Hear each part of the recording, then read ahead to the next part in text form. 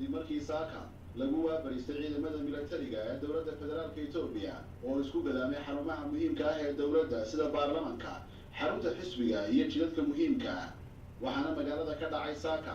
kacdoonna ay sameeyeen dadweynaha magaalada Jigjiga kadib markii ay iska hor yimaadeen ciidamada lagu soo daadgureeyay jidadka magaalada Jigjiga ee militariga. ugu dambeyntiina ciidamadaasi ayaa shacabku ay ka hor yimaadeen waxaana la sheegay inay ka fogaadeen goobihii markii hore ay yimaadeen. telefishinka Home Cable oo raadiya xiriirka mas'uuliyiinta deegaanka Soomaalida ayaa khadka telefoonka waxaan kula xiriiray wasiirka shaqada iyo arrimaha bulshada ee dowladda deegaanka Soomaalida Itoobiya Mudane Axmed Koore waxaana aan weydiiyay sida hadda uu yahay jawiga magaalada Jigjiga iyo xaalku sida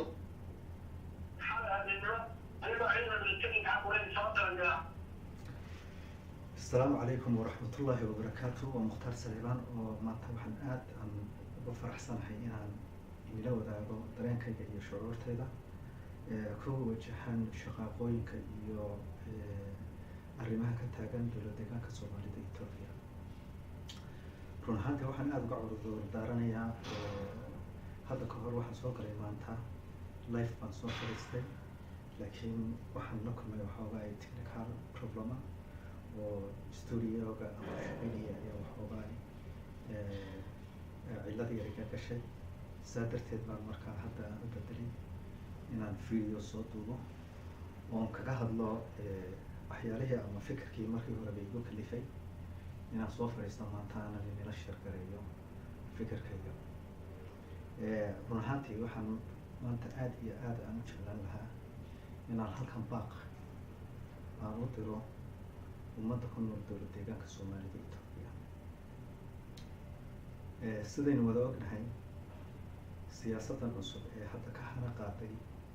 Itoobiyada cusub ee uu hogaaminayo Ra'iisul Wasaare Abiy Ahmed run ahaantii waa mid saameyn ballaaran ku yeelatay geeska Afrika. taas oo run ahaantii waqtigii uu Ra'iisul Wasaaruhu uu jagada qabsaday ilaa iminka wuxuu dadaal xooga ugu jiray siyaasadda arrimaha dibadda sida Soomaaliya oo la noqday saaxiib dhow Eritrea, Djibouti iyo wadamo kale oo hadda miiska u saaran oo qorshaysan. laakiin dadka siyaasadda inta badan qaada dhiga ama ka faallooda waxay ku salugayeen Ra'iisul Wasaaraha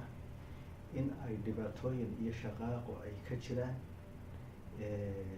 dalkii ay mas'uuliyadda ama responsibility-ga koowaad ay ka saarnaayeen ahaa Itoobiya.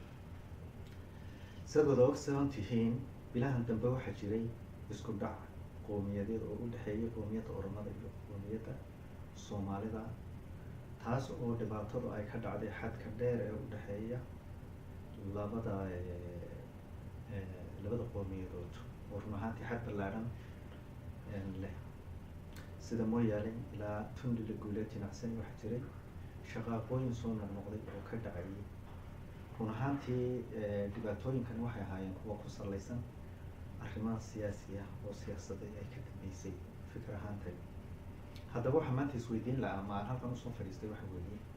baaqa aan u jeedinayo dadweynaha dowladda deegaanka Soomaalida Itoobiya maadaama lagu jiro arrin ama waqti xasaasi ah oo isbedel badan uu yimi. waa in ummadda dowladda deegaanka Soomaalida Itoobiya ku nool ay eegataa mustaqbalkooda ayna ka fikirtaa sababtoo ah isbedeladan hadda ka socda Itoobiya run ahaantii laba dhinacba waa seef laba gadhlaynu odhan karnaa. mar ahaan waxaynu odhan karnaa haddii Soomaalida Itoobiya ay isku tanaasulaan oo aayahooda iyo mataqaanaa mustaqbalka dadka iyo ismaamulkooda ay ka fikiraan run ahaantii waxaa la odhan karaa waa hanaan fiican oo ay uga faa'iideysan karaan dhiska dalkooda iyo horumarinta iyo barwaaqo sooranka. sidaynu ognahay hadda waxaa jiray ceel shidaal ayaa laga daafuray dowladda deegaanka Soomaalida Itoobiya. waad ogtiin xurgufta ka jirta saameyn qaybsashada oo sidii Abiy Ahmed markuu tegay Maraykanka wuxuu carabka ku dhuftay in 5% loo ogol yahay dadka Soomaalida ee ku nool Itoobiya. run ahaantii dadka inta badan siyaasadda ka faallooda ama qof walba oo Soomaaliya oo dowlad deegaanka ama Soomaalida kale ee dee arxanka iyo jiirkuba iskaga yeelaan run ahaantii waa mid ay aad iyo aad ay u saroogeen 5%. laakiin iyada qudheeda waxaa loo baahan yahay in la fahmo oo 5%-ka laftiisu marka dhaqaale ahaan dib loogu soo celinayo dee qaab cilmiyeysan oo xisaab ku salaysan in macnaha loogu qeexo ummadda taas waa mid waa 5% unbaa la yidhi laakiin still kootada 5%-ka xitaa ma qeexno qaab xisaab ahaan uma qeexno kamana hordagayo kolley way jiraan dad badan oo siyaasadda Ethiopia ama siyaasadda dowlad deegaanka ee Soomaalida Ethiopia u dhuunta loola oo arrimaha iyagoo xoog ogaalka ah macnaha ka faalloon doona waan rajaynaya kule way dhici doontaa laakiin maanta waxa weeye arrinka aan markii hore aan ka hadlayo waa laba taas oo ah macnaha siyaasaddan cusub impactkeeda ama saameynta ku leedahay dadka dowlad deegaanka Soomaalida Ethiopia ku nool one side oo ah macnaha haddii lala halaan qaado oo dadka ay isku tanaasulaan siyaasiyiintan imika buuqa iyo maramuhu ka dhexeeyay dowlad deegaanka Soomaalida Ethiopia inay dib isugu noqdaan oo Oromo siday Oromo u noqotay Soomaalida maanta u noqoto la isku tanaasulo oo la yidhaahdo maxay noo dana maxaan dadkeena ku hagnaa maxaynu Ethiopiyada ballaaran aynu wax kula qaybsan karnaa oo Ethiopia san maanta ognahay waxa waa 100 milyan Soomaaliduna almost 5 milyan sida la sheego way ku dominate garaynayaan haddii 5 milyan kaagii inba meel lagu kala xidho waa mid subxaanallah hadda ka hor siyaasadda Tigray waxay ahayd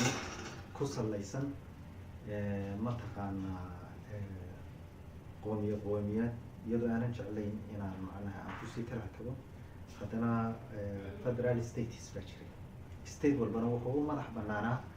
maamulkiisa iyo xanashada shacabiyadiisa laakiin maanta waxaad moodaa runtii waa mid aad iigu cuntami weyday in dowlad deegaanka u dhisnayd ciidan heer federaala oo makalakiyaya inta lasoo duldhigo la yidhaahdo mataqaana waa nuuc min al-afkad waayo dowlad deegaanku waxay leeyihin golo fulineed bay leeyihiin dastuur iyo baarlamaan dhisan bay leeyihiin oo dowladooda u khuseeya khilaafaadka dhexdooda run ahaantii iyaga xashan kara educators bay leeyihiin culimadiin bay leeyihiin waxgarad bay leeyihiin aqoon-yahan bay leeyihiin maanta macnaha laguma jiro waqti la odhan karayo waa waqti ummado kale aynu kaashan karno marka Soomaaliya waxaa leeyahay isku tanaasula shaqaaqadan jirtana xagga maslaxadda ka eega oo dadka inagu dhexnool Soomaalida inagu dhaqan baynu nahay markay wax dhacaan dadka maganta iyo xamasta inagu dhexnool waynu ilaalin jirnay marka dadka ha dhicina ha boobina ilaaliya hantida uu leeyahay qarankii iyo dowladda ilaaliya dadka inagu dhexnool ee masaakiinta ha ku dilina magac qof kale qof aan wax kaleefsan qofna garanin magaciisa ha ku dilina diiniyana waa xaaraan mana fiicno qofna raalli kama maanta ninuuna garanay magaciisa inuu dhinto laakiin haddana bilaadu baynu hoo qadiyadu markay iska sii fogaato waxyaalo badan baa dhacaya dad gadowsan oo ehelkoodii la laayay baa jira waxyaalo badan oo waxa jira meesha yaala laakiin haddana in la isxakameeyo oo wax walba wanaagga laga raaco siyaasiyiinta maanta halkan isku haysaan ay dib isugu noqdaan waayo dowladda hadda jirta waxbay ku fiicnayd kolley tabashada waxna way jirtaa waxna waa lagu tabanayaa oo mataqaanaa de wax badan ay qabteen baa jira run ahaantii wax badan oo marka dib loogu noqdaa ay ku qaldanayeenna way jirtay laakiin lama yidhaahdo mataqaanaa qofku intuu ku qaldan yaho kale hata lama soo qaato isku tanaasul baa loo baahan yahay dulmidiid iyo qolooyinkan hadda macnaha inay change ay sameeyaan oo siyaasad cusub inay la yimaadaan ay rabaan iyagu dad waxa loo baahan yahay si mataqaanaa waafaqsan dastuurka dalka u yaala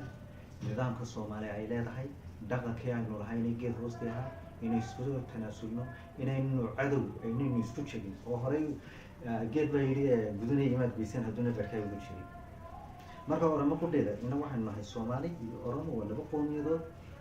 oo ku baahoobay Ethiopia way qolo walbana ay leedahay regional state marka inaga inta maanta la iska keenayno horkeeno inaynu maaha qofka kale uu muquuriyo oo dhib iyo mataqaanaa gardarri iyo istijiid waa laynaga faa'iidaysanayaa waxaa la yidhi ay isonaysaa walaabiiska magaciisu marka unity wuu fiican yahay waxaa lay Soomaaliyay arrimaha noocan oo kale waa kuwii maanta lagu midoobi lahaa run ahaantii cadowga la iskaga dhicin lahaa aayaha iyo mustaqbalka dalkana looga tashan lahaa waad arkaysaa wax fudud maaha waxyaalahan inta badan aan ka warwari jirin waxaan is oran jiray carri Soomaaliya ay degto arrin may suurtagal noqonaysaa in natural resource-ka ay leeyihiin intay soo saartaan ay dadkoogu ay ku intifaacsadaan laakiin maanta tiiba ay muuqataa wadalkiisan Ethiopia waliba nidhaahno dowlad deegaanka Soomaalida Ethiopia shidaal baa laga qoday shidaalkaas bayani weyn horta waa wax dhulkeena ku yaal gargoortan ma inaga laynala gargoortanaya waa markaan inagu ogaano talentigeena iyo kartideena aynu ogaano waa inaga layna maslaxa